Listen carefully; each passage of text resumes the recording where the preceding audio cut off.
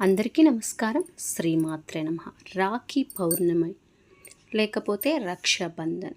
ఈ రాఖీ పౌర్ణమి, రాఖీగా పిలువబడే ఈ పండుగ సోదరీమణులకు అత్యంత పవిత్రమైన పండుగ.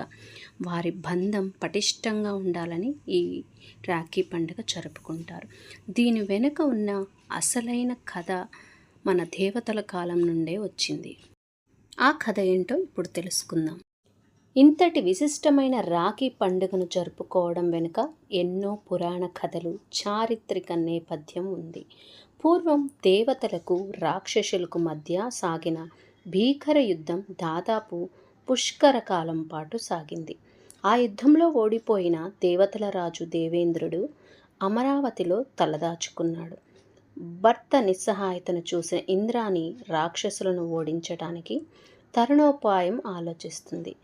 భర్త దేవేంద్రుడికి యుద్ధం చేయాలనే ఉత్సాహాన్ని కల్పించాలని సంకల్పిస్తుంది. అయితే సరిగ్గా ఆ రోజే శ్రావణ పౌర్ణమి కావడంతో పార్వతీ పరమేశ్వరులను, లక్ష్మీనారాయణులను పూజించి ఇంద్రాణి రక్షను దేవేంద్రుడి చేతికి కడుతుంది.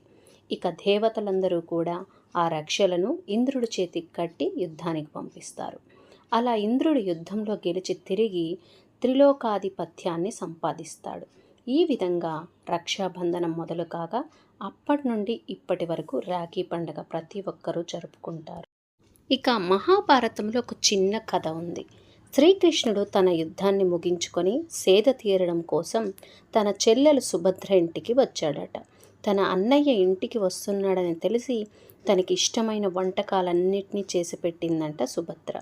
అంతేనా, తను వచ్చిన తర్వాత మా అన్నయ్య చిన్నప్పుడు ఇలా ఉండేవాడు, తనకంటే నాకు అంత ఇష్టం ఇంత ఇష్టమని గొప్పలు చెప్పడం ప్రారంభించింది.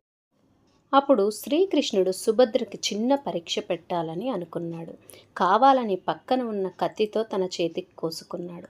అది చూసిన సుభద్ర, మా అన్నయ్యకు రక్తం పోతుంది, తొందరగా వైద్యున్ని పిలవండి అని చాలా కేకలు పెడుతూ అందరినీ తిడుతూ గోలగోల చేసింది. కానీ పక్కనే ఉన్న ద్రౌపది మాత్రం తన చీర చెంగును చించి కృష్ణుని గాయానికి కట్టుకట్టింది. అది గమనించిన సుభద్ర ఇదంతా తన అన్నయ్య చేసిన మాయని తర్వాత అర్థం చేసుకుంది.